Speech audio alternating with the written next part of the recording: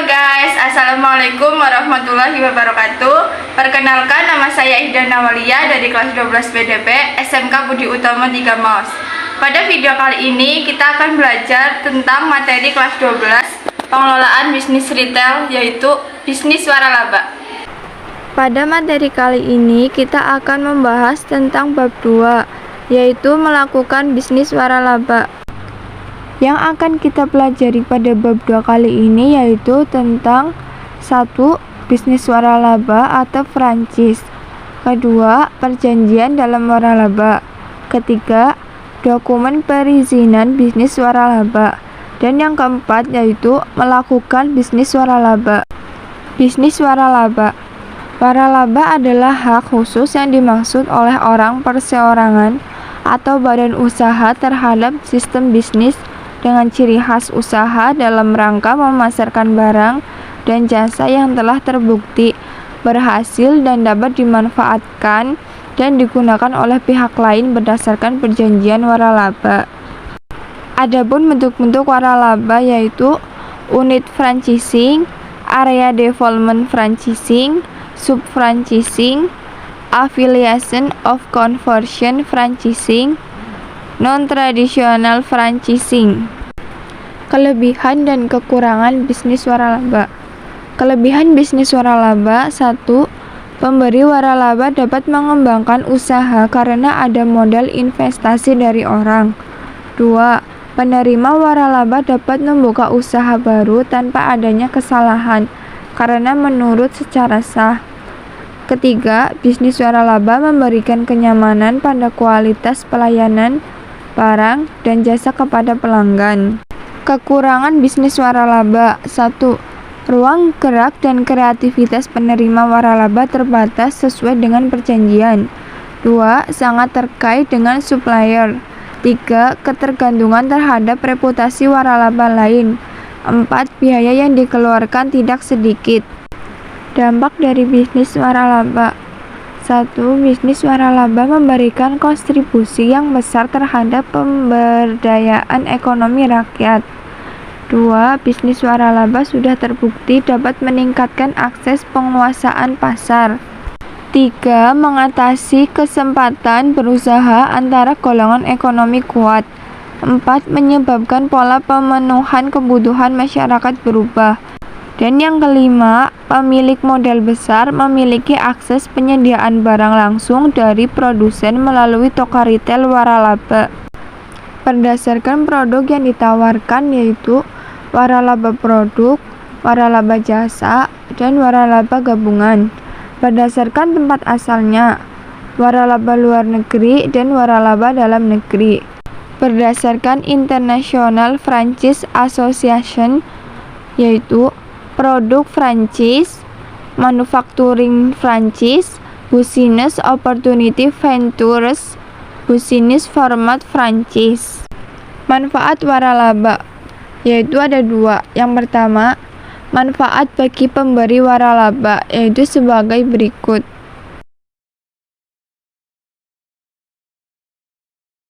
Yang kedua yaitu manfaat bagi penerima waralaba yaitu sebagai berikut ini. Perjanjian dalam waralaba.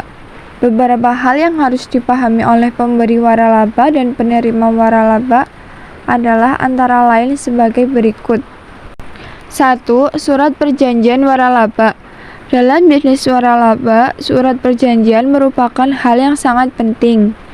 Berdasarkan Peraturan Menteri Perdagangan Nomor 53-DAG/PER/8/2012, surat perjanjian waralaba setidaknya memuat hal-hal berikut.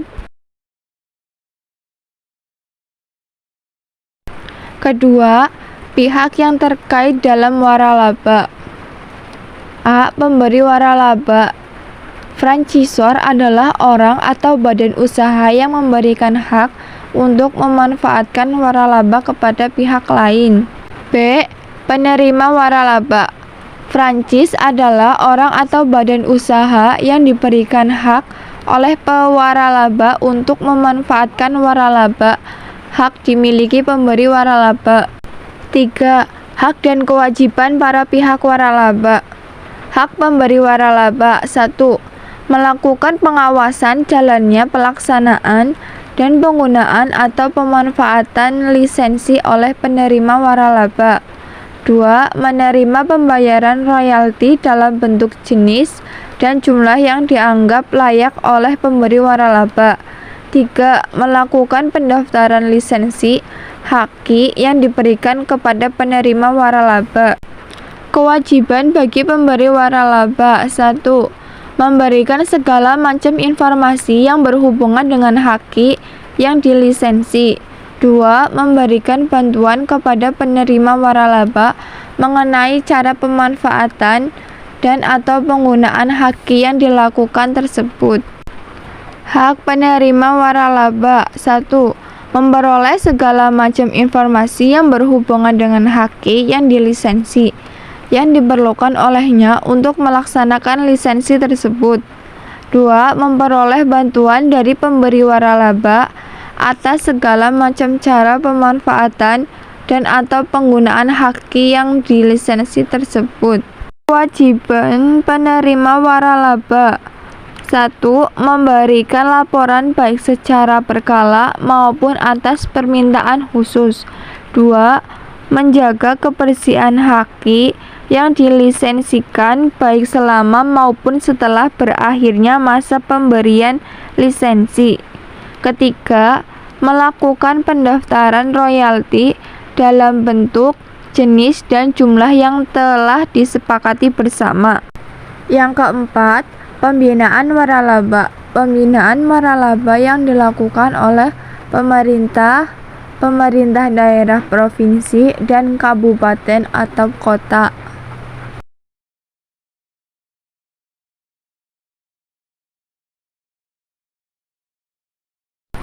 Selanjutnya, dokumen perizinan bisnis waralaba. 1. Prospektus penawaran waralaba. Prospektus penawaran waralaba adalah keterangan tertulis dari pemberi waralaba yang paling sedikit menjelaskan tentang identitas, legalitas, sejarah kegiatan, struktur organisasi, keuangan, jumlah tempat usaha, daftar penerimaan waralaba, serta hak dan kewajiban pemberi waralaba dan penerima waralaba. Kedua, surat permohonan STPW. Surat permohonan surat tanda pendaftaran waralaba atau SP STPW adalah formulir permohonan untuk memperoleh surat tanda pendaftaran waralaba yang memuat data pemberi waralaba dan penerima waralaba. Yang ketiga, dokumen persyaratan permohonan STPW. Surat tanda pendaftaran waralaba adalah bukti pendaftaran prospektus penawaran waralaba bagi pemberi waralaba dan penerima waralaba lanjutan, serta bukti pendaftaran perjanjian waralaba bagi penerima waralaba dan penerima waralaba lanjutan yang diberikan setelah memenuhi syarat pendaftaran yang ditentukan dalam peraturan. Yang keempat, penerbit STPW. Kewenangan penerbitan STPW berada pada Menteri. Menteri mendelegasikan wewenang penerbitan STPW untuk permohonan yang diajukan oleh pemberi waralaba dan penerima waralaba kepada koordinator dan pelaksanaan unit pelayanan perdagangan Kementerian Perdagangan. Setelah itu, Menteri menyerahkan wewenang penerbitan STPW untuk permohonan yang diajukan oleh penerima waralaba kepada Gubernur DKI Jakarta dan Bupati atau Wali Kota di seluruh wilayah Indonesia, melimpahkan kewenangan penerbitan STPW kepada kepala dinas yang bertanggung jawab di bidang perdagangan atau pejabat pada pelayanan terpadu satu pintu setempat. Dan yang terakhir adalah melakukan bisnis waralaba. 1. Pemilihan bisnis waralaba. Banyaknya kemudahan dan keuntungan yang ditawarkan dari sistem bisnis waralaba menjadikan bisnis ini kian menjamur dan perkembangan yang pesat. Kedua, modal bisnis pembeli waralaba. Mulai bisnis waralaba tidak beda jauh dengan bisnis non-waralaba. Bisnis waralaba juga merupakan nomor induk berusaha dan surat tanda pendaftaran waralaba yang dimiliki oleh pemberi waralaba dan penerima waralaba. Ketiga, perhitungan BEP dan ROI usaha waralaba. Untuk mengetahui kemampuan modal yang diinvestasikan pada sebuah usaha untuk menghasilkan keuntungan, perlu dihitung return of investment. Semakin besar ROI, semakin tinggi kemampuan usaha untuk mengembalikan investasi dan semakin menjanjikan pula usaha itu. Nilai ideal ROI atau nilai ROI yang baik adalah lebih tinggi dari bunga bank dan bunga pinjaman. Rumus ROI adalah sebagai berikut. Sementara itu, untuk mengetahui kapan investasi akan kembali modal, perlu dilakukan penghitungan break-even point atau titik impas, yaitu saat di mana sebuah usaha mendapatkan pemasukan yang sama dengan biaya yang dikeluarkan. Sekian dari video kali ini, terima kasih. Jangan lupa like, komen, dan subscribe ya guys.